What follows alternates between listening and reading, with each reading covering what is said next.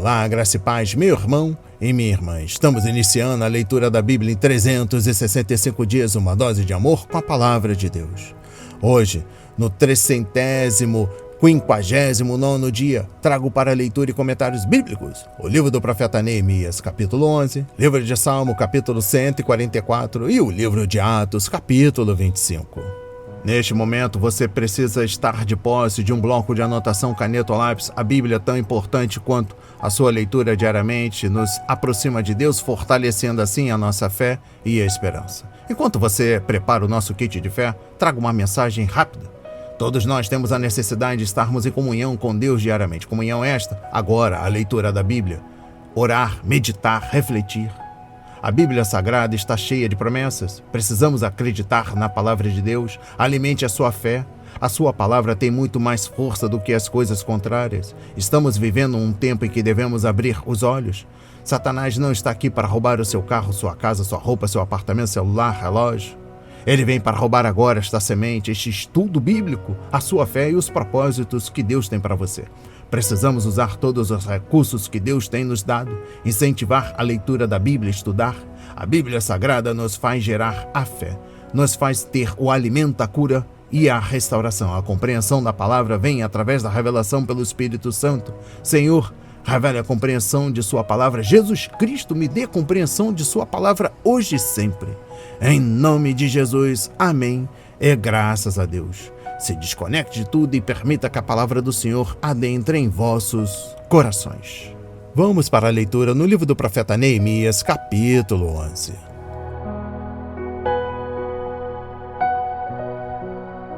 Relação dos que ficaram morando em Jerusalém. Os chefes do povo ficaram morando em Jerusalém, mas o resto do povo fez um sorteio para escolher um de cada 10 para morar na santa cidade de Jerusalém. Os outros 9 permaneceriam em outras cidades. O povo abençoou todos os homens que voluntariamente se ofereciam para morar em Jerusalém. São estes os chefes da província que moraram em Jerusalém. Porém, nas cidades de Judá, cada um morou na sua propriedade, nas suas cidades, a saber, Israel, os sacerdotes, os levitas, os servidores do templo e os filhos dos servos de Salomão. Assim, em Jerusalém ficaram morando alguns dos filhos de Judá e dos filhos de Benjamim. Dos filhos de Judá, Ataías, filho de Uzias, filho de Zacarias, filho de Amarias, filho de Cefatias, filho de Maalalel, dos filhos de Pérez. E Maazéias, filho de Baruque, filho de Col-Ozé, filho de Asaías, filho de Adaías, filho de Joiaribe, filho de Zacarias, filho do Silonita. Todos os filhos de Pérez que moraram em Jerusalém foram 468 homens valentes.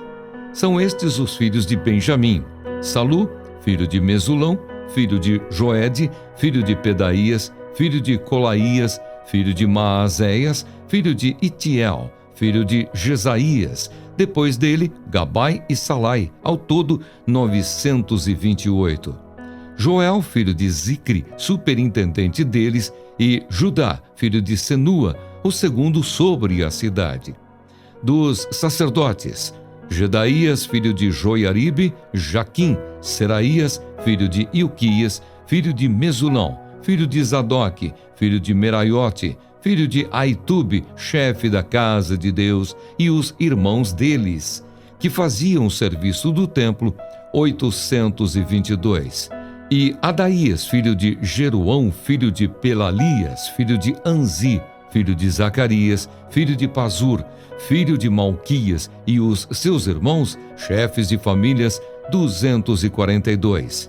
E Amazai, filho de Azarel, filho de Azai, filho de Mesilimote, filho de Imer, e os irmãos deles, homens valentes, 128, e superintendente deles, Zabdiel, filho de Gedolim.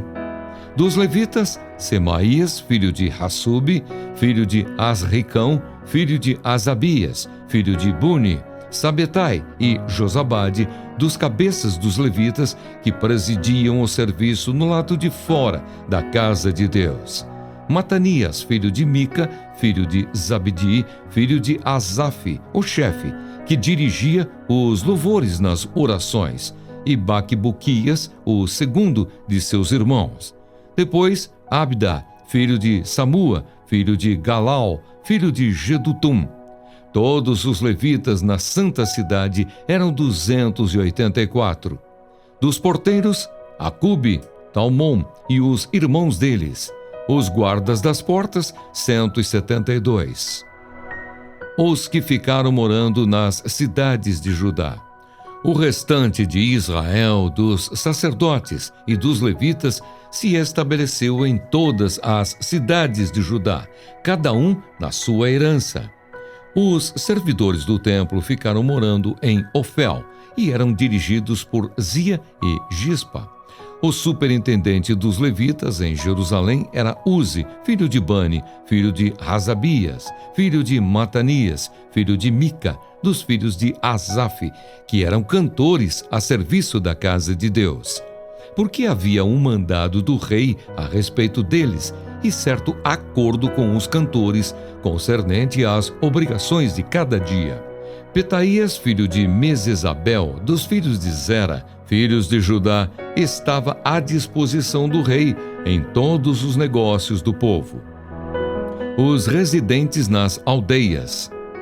Quanto às aldeias com os seus campos, alguns dos filhos de Judá foram morar em Kiriat Arba e suas aldeias, em Dibon e suas aldeias, em Jecabzeel e suas aldeias, e em Jesua, em Moladá, em Bet-Palete, em Azar-Sual, em Berseba e suas aldeias, em Ziclag, em Mecona e suas aldeias, em Enrimon, em Zorá, em Jarmute, em Zanoa, em Adulão e nas suas aldeias, em Laques e em seus campos, em Azeca e suas aldeias. Acamparam desde Berseba até o vale de Inom. Os filhos de Benjamim também se estabeleceram em Geba e daí em diante em Micmas, Aia, Betel e suas aldeias, em Anatote, em Nobe, em Adanias, em Azor, em Ramá, em Gitaim, em Hadide, em Zeboim, em Nebalate, em Lode e em Ono, no Vale dos Artífices. Dos levitas, havia grupos tanto em Judá como em Benjamim.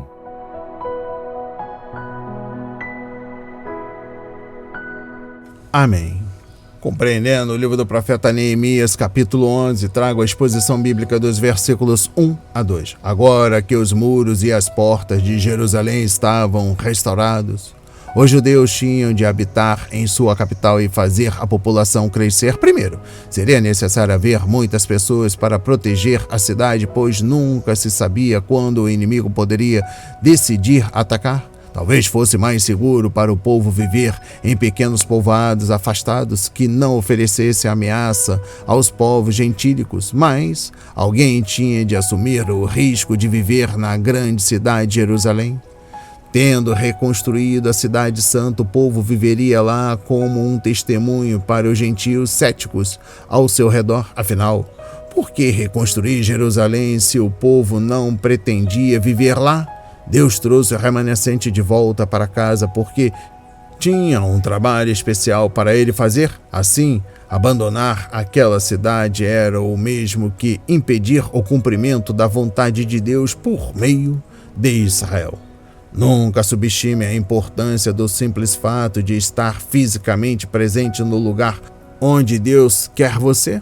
Você talvez não seja convidado a realizar um ministério extraordinário, mas o simples fato de estar presente já é um ministério. Os homens, mulheres e crianças que ajudaram a povoar a cidade de Jerusalém estavam servindo a Deus, a sua nação e as gerações futuras por meio de seu passo de fé.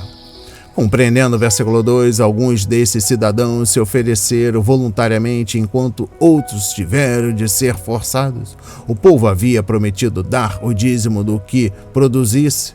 conforme capítulo 10, versículos 37 a 38. Por isso, Neemias decidiu dar o dízimo do povo e 10% das pessoas foram escolhidas por sorteio para se mudar dos povoados para Jerusalém. Uma vez que a cidade tinha poucos moradores e as condições de vida ali eram precárias, conforme capítulo 7, versículo 4, não é de admirar que muitos dos judeus não estivessem dispostos a se mudar. Exposição bíblica dos versículos 10 a 24. Os sacerdotes, os levitas e os trabalhadores do templo foram os próximos a serem chamados. Deus reservara cidades especiais para eles, conforme Josué capítulo 21, de modo que poderiam legitimamente ter vivido fora de Jerusalém. Contudo, eles optaram por estar com o povo enquanto serviam a Deus no templo. Exposição bíblica dos versículos 15 a 19. Eram necessárias diversas pessoas para o ministério no templo, atividade vital para a nação judaica. Os sacerdotes oficiavam no altar e os levitas os ajudavam. Alguns supervisionavam a manutenção do edifício, conforme versículo 16, enquanto outros ministravam com oração e louvor, referência a versículos 17 e 22. O fato é que todos os que ali serviam ao Senhor eram importantes. Eram necessárias muitas pessoas com muitas habilidades para manter o ministério em Jerusalém. Cerca de 300 homens foram designados para proteger o templo. Referência versículo 19. E eu encerro a compreensão do livro do profeta Neemias, capítulo 11, trago o versículo 24. Petaías era o agente do rei que representava os judeus na corte. Pessoas envolvidas no governo são ministros de Deus, conforme Romanos 13, versículos 1 a 7. Quer o percebam, quer não. Se forem fiéis, estarão servindo ao Senhor da mesma forma que os sacerdotes e levitas no templo. Vamos para a leitura no livro de Salmo, capítulo 144.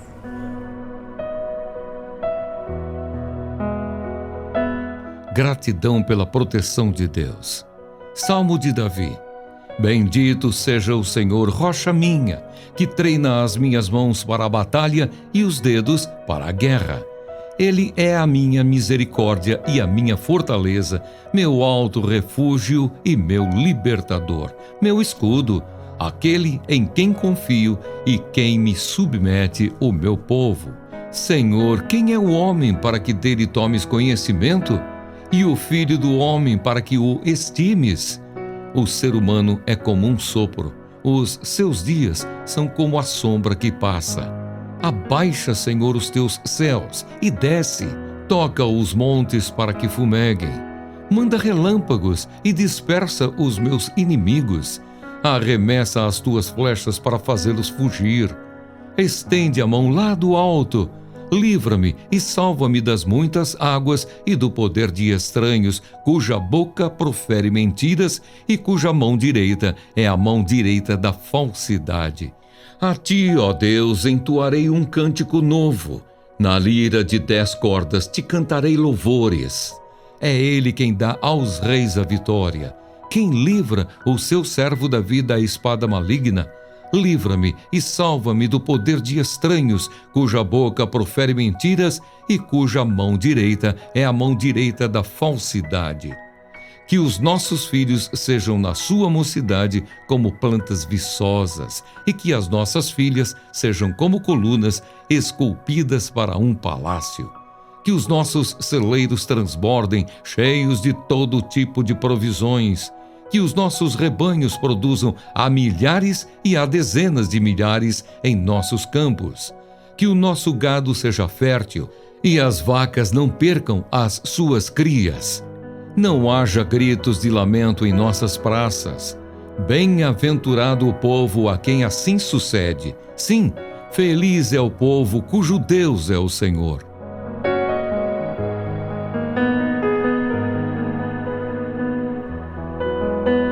Amém. Compreendendo o livro de Salmo, capítulo 144, a exposição bíblica dos versículos 1 a 4. Davi foi um fugitivo por talvez 10 anos e depois reinou sobre Judá por 7 anos e 6 meses. Quando se tornou rei de todas as tribos e fez de Jerusalém sua capital, ele presenciou muitas batalhas e lutou outras tantas. Mas Deus prepara e equipa seus líderes, por isso Davi não tinha medo do futuro. É a exposição bíblica dos versículos 3 a 4. A posição e a reputação de Davi não lhe subiram à cabeça, o que fica claro por sua pergunta: quem sou eu para que Deus faça isso por mim? Conforme 2 Samuel capítulo 7, versículo 18. As declarações em Salmos 144, versículos 3 a 4, nos remetem ao Salmo 8, versículo 4, e continuem um lembrete do que precisamos, especialmente quando pensamos que podemos lidar com a vida sem confiar em Deus. É a exposição bíblica dos versículos 5 a 11. O povo de Israel não esqueceu a aparição drástica de Deus no Monte Sinai, mas aqui os montes e a imensidão das águas parecem representar os inimigos de Israel, conforme capítulo 104, versículo 32, Isaías 8, versículo 7, capítulo 59, versículo 19. Eles tentaram entrar na nação e causar problemas, conforme Salmos 144, versículo 11, e falaram mentiras e fizeram juramentos que nunca tiveram a intenção de cumprir. Agiram enganosamente mesmo quando ergueram a mão direita em um juramento. Em exposição bíblica dos versículos 12 a 15, Davi nunca se envolveu em guerras apenas por simples intenção de conquista. Seu objetivo era defender a terra para que seu povo pudesse ter uma vida pacífica e proveitosa. Israel era o povo de Deus e tinha um trabalho a realizar na terra. Portanto, os israelitas tinham de ter filhos, conforme versículo 12, coisas básicas da vida, conforme versículo 13, e paz, versículo 14. Todas essas bênçãos lhe foram prometidas na aliança com Deus, conforme Deuteronômio 28, versículos 1 a 14, com a condição de que o povo e seus governantes obedecessem às leis do Senhor. E eu encerro a compreensão do livro de Salmo, capítulo 144, trago o versículo 15. Em sua aliança com Israel, Deus prometeu ao povo vitória sobre seus inimigos, paz, prosperidade e uma vida feliz. É lamentável que a nação tenha se rebelado contra o Senhor e perdido todas essas bênçãos no cativeiro da Babilônia. Como é feliz o povo cujo Deus é o Senhor. Aleluia! Pois Ele cuida de nós pessoalmente, nos livra com a vitória e abençoa nossas vidas de modo grandioso. Vamos para a leitura no livro de Atos, capítulo 25.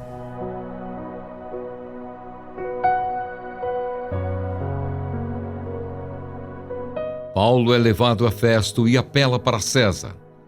3 dias depois de ter assumido o governo da província, Festo saiu de Cesareia e foi para Jerusalém. E logo os principais sacerdotes e os maiorais dos judeus lhe apresentaram queixa a respeito de Paulo. Contra ele, pediram a Festo o favor de mandar que ele fosse trazido a Jerusalém. É que eles tinham armado uma emboscada para matar Paulo no caminho. Festo, porém, respondeu que Paulo continuaria preso em Cesareia e que ele mesmo, muito em breve, partiria para lá. E concluiu: aqueles de vocês que estiverem habilitados, me acompanhem. E havendo contra este homem qualquer crime, acusem-no. E não se demorando entre eles mais de 8 ou 10 dias, foi para Cesareia.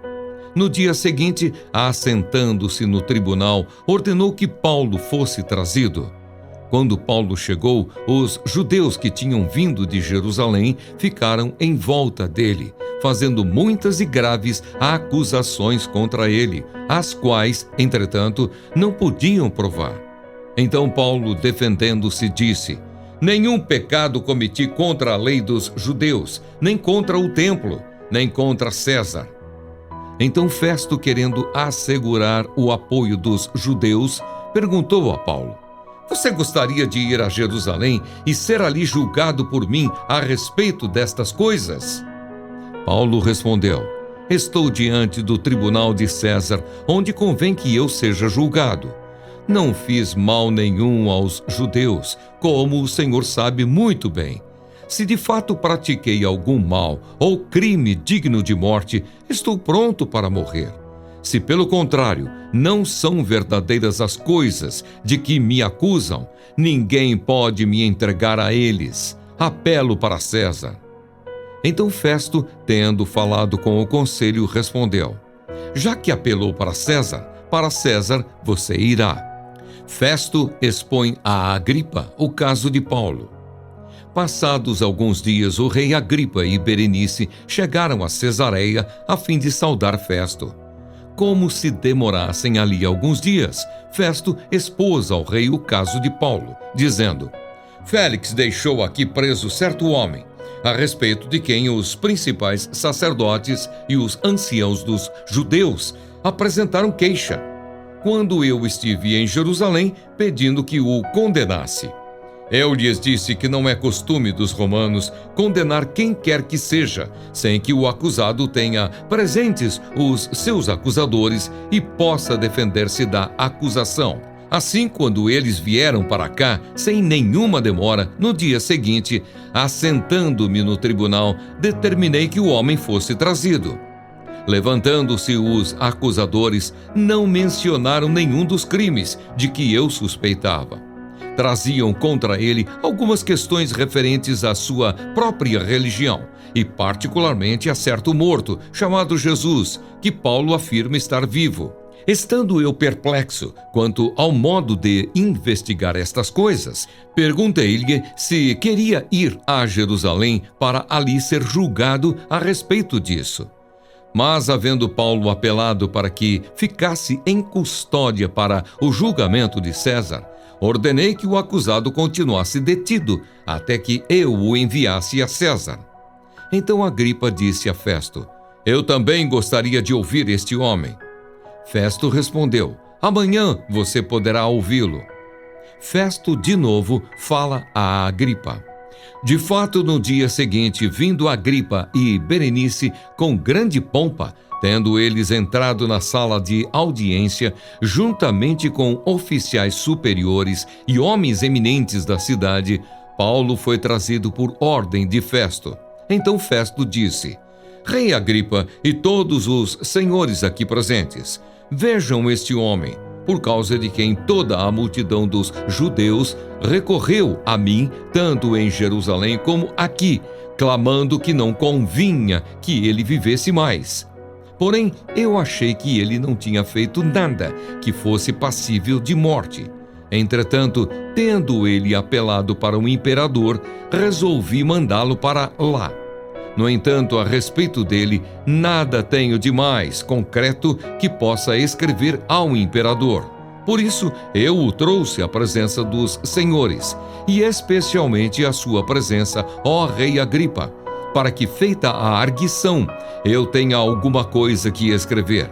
Porque não me parece razoável enviar um preso sem mencionar ao mesmo tempo as acusações que existem contra ele.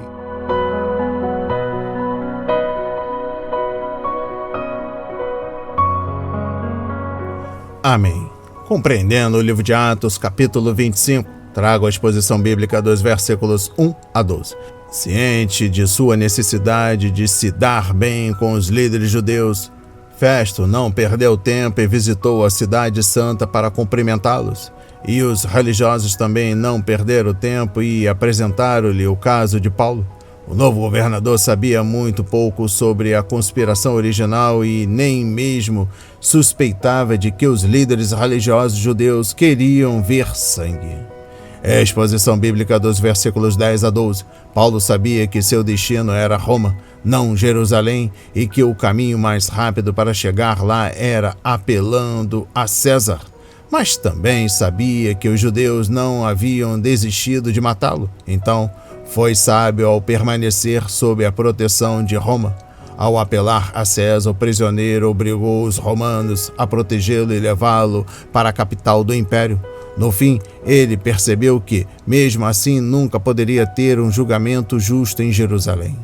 Compreendendo o versículo 12, os líderes judeus devem ter ficado furiosos quando Paulo, com uma única afirmação, tirou seu caso completamente das mãos deles. Ele deixou claro que estava disposto a morrer se a sua culpa por um crime capital pudesse ser provada. Mas primeiro, eles tiveram de encontrar culpa nele? Festo reuniu-se com o seu conselho oficial e eles concordaram em enviar Paulo a Nero, que havia se tornado imperador, para ser julgado. Sem dúvida, o novo governador estava um tanto envergonhado por ter lidado tão mal com um de seus primeiros casos, a ponto de o prisioneiro ter sido forçado a apelar a César. Compreendendo o versículo 20, Festo deu a impressão de querer mudar o julgamento para Jerusalém, porque as questões relativas às leis judaicas poderiam ser resolvidas somente por judeus em território judeu. Aquilo era pura invenção naturalmente. Sua real motivação era agradar os líderes judaicos, muitos dos quais o rei Herodes conhecia. Exposição bíblica do capítulo 25, versículo 23 ao capítulo 26, versículo 32.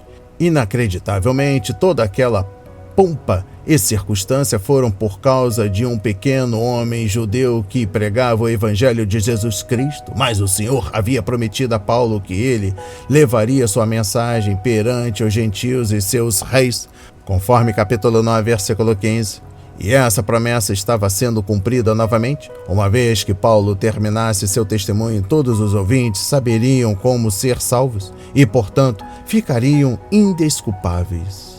E eu encerro a leitura da Bíblia em 365 dias e também da compreensão do livro de Atos, capítulo 25, trago o versículo 23. Eles se reuniram no salão do palácio e os altos oficiais e militares estavam lá. O caso de Paulo provavelmente havia sido discutido por vários oficiais muitas vezes durante os últimos 2 anos, então é razoável supor que poucos presentes ignoravam a situação.